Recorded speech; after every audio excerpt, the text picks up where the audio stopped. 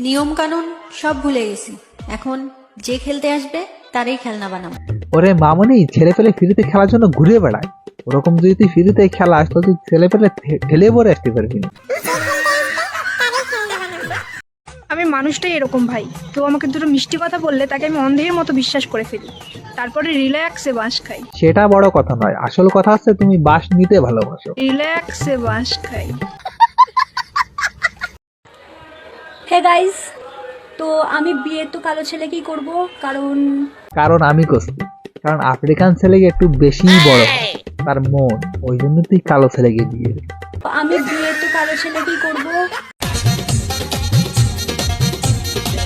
আরে বৌদি, একটু আস্তে ঝাঁকাও, অত জোরে ঝাঁকাল তো ও জোড়া খুলে পড়ে যাবে, মানে তোমার চোখের চশমা জোড়া খুলে পড়ে যাবে।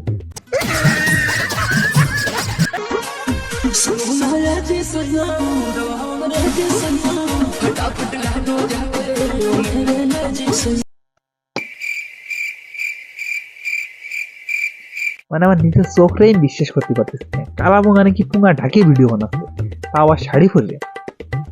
মানে নিজেরই বিশ্বাস করতে কেমন যেন লাগতেছে।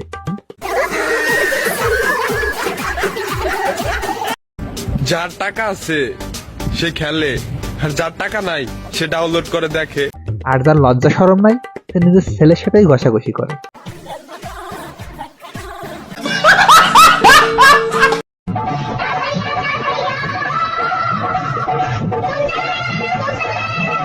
ছোটবেলায় এরা এইভাবে পড়েছে, তারপর বড়বেলা কেমবাই পড়লো সেটা একটু দেখে যাও।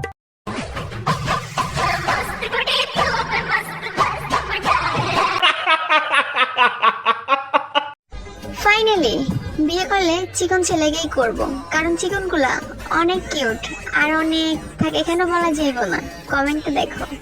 হ্যাঁ বুঝতে পারছি, ওই জন্যই তো তুমি তোমার চিকন শালের সাথে ঘষাঘষি করো।